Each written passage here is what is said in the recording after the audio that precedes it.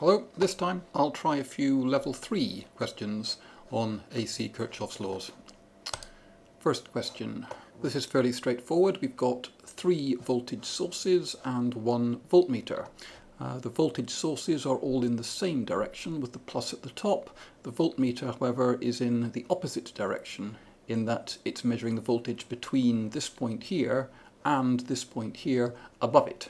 So, let's have a look. The total voltage going from the bottom to the top of the circuit, if we go up this path here, then the total voltage increase that we're travelling through would be 7 millivolts at minus 90 plus 12 millivolts at 70.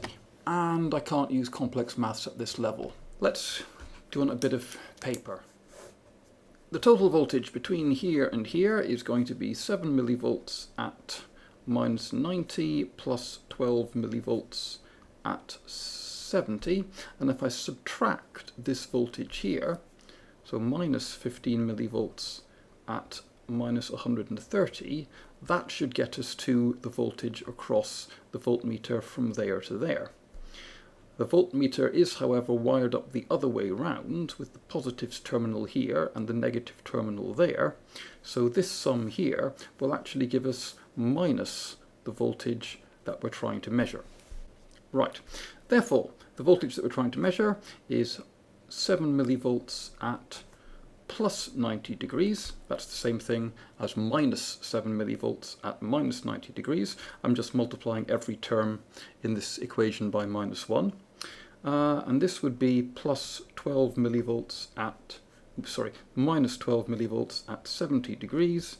And this would be, let's write that as minus 15 millivolts at 50 degrees, which would be exactly opposite to minus 130. I've just added 180 to minus 30 to get it in the opposite place on the phasor diagram, minus 130 being somewhere around here, and 50 being up here. So, if we don't have a complex calculator available, which you won't in the exam, then you'll have to do this by looking at the real and imaginary parts of each of these complex quantities here. So, we'll start off. The real part of V will just be 7 millivolts times cosine of 90 degrees, but cosine of 90 degrees is 0, so we don't need to worry about that at all. It has no real part, it's totally imaginary, it's at a phase angle of 90 degrees. Here we'd have minus 12 millivolts, and the real part of this we can just get by taking the cosine of the angle. And here, the real part of this would be minus 15 millivolts times cosine of 50 degrees. And the imaginary part, well, the imaginary part of 7 millivolts at 90 degrees is just 7 millivolts. It is imaginary. The imaginary part of this would be 12 milli times sine 70 degrees. And the imaginary part of this, minus 15 milli times sine 50 degrees. So that would give us the real and the imaginary parts of our answer. I could go back in here and use the calculator to do some of those sums. Minus 12 milli times cosine 70 minus 15 milli times cosine 50 is minus 13.75 is probably close enough.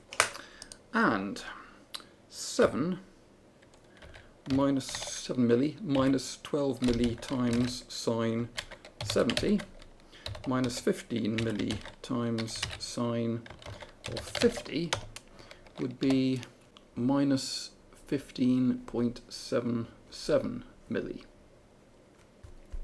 So, the actual V, as read by this voltmeter here, would be minus 13.75 milli, the real part, minus 15.77 milli times J, the imaginary part. It asks about the magnitude and phase of the voltmeter here. So we'll need to work out what that corresponds to in terms of both magnitude and phase. Right, well, get some space up here. In terms of magnitude, if we know the real and the imaginary, we can work out the magnitude using Pythagoras. That would just be the square root of 13.75 milli squared plus 15.77 milli squared. And that would give me, back to the calculator, don't need this anymore, square root of 13.75 squared plus 15.77 squared is 20.9. So 20.92 milli is the magnitude. And then for the angle, that would be the arctangent of the imaginary part divided by the real part. So let's do that over here. That would be 15.77 divided by 13.75 in this case. And that gives me about 49 degrees. Now you have to notice when you're using arctangent here that 49 degrees isn't actually right, because that would indicate that the answer was out here somewhere along the 49 degrees. But if you look at the real and the imaginary parts of the answer, they're both negative. So the actual answer phasor will be down in this direction somewhere here. And the actual angle is this one here, which is the direct opposite to the 49 degrees there. So that would be minus 131. It's just that minus 180 to get opposite. That's minus 131 degrees. That suggests that my answer should be about 20.92 milli at minus 131.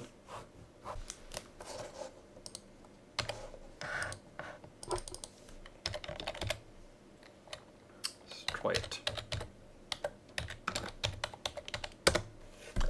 Good. Just about spot on. It is time consuming, but you're going to have to get used to using sines and cosines to do these sums, because you won't have a calculator that can do complex numbers in the exam. Let's see if we can find a current one. Here, current one. What should the ammeter read? Same idea, we can't use complex maths at level 3. So, what can we do here? Well, we can note that the current measured by this ammeter, that's the current flowing into this node here, must be the total current flowing out minus the other current flowing in. So the current measured by the ammeter, I'll just call it A, must be 10 microamps at minus 30 degrees plus 30 microamps at minus 40 degrees minus the other current flowing in, which is 120 microamps at 10 degrees. That's just Kirchhoff's law. The total current flowing in equals the total current flowing out. In this case, the current flowing in there must be the current flowing out minus the other current flowing in. So the sum we've got to do is this one. Again, without a calculator that can deal with complex numbers. So it's back to the sines and cosines again. A equals, well, the real part of A, call it A real, is 10 micro times cosine of minus 30 degrees. But cosine is an even function, so cosine of minus 30 is just equal to cosine of 30. I could just write it like that. That would be fine. Plus 30 micro times cosine 40, which is the same thing as cosine of minus 40, minus 120 micro times cosine 10.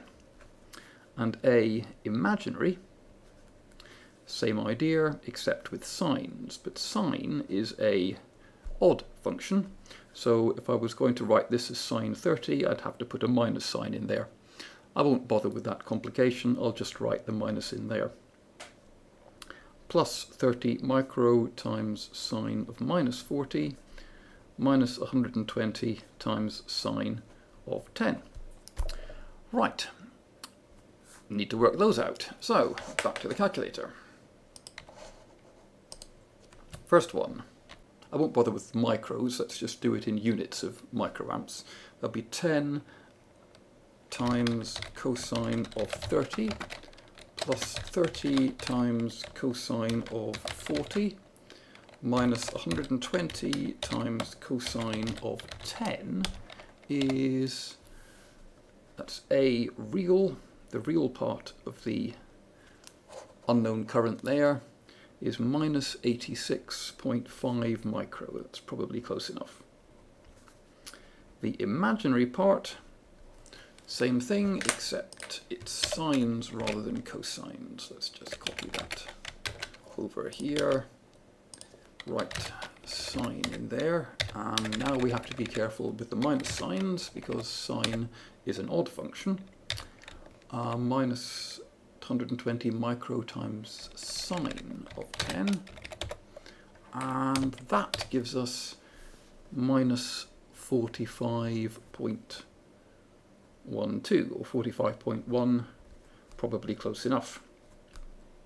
Okay, back to here, and we can see that the magnitude of A, we can just get that from Pythagoras. If I plot these on an Argand diagram, then A is going to be somewhere around about here, where this is minus 86.5 microamps, and this is minus 45.1 microamps down there, and that is the phasor, or would be if I was better at drawing straight lines. That is the phasor which represents the unknown current. The magnitude of it, well, that's just Pythagoras in this triangle.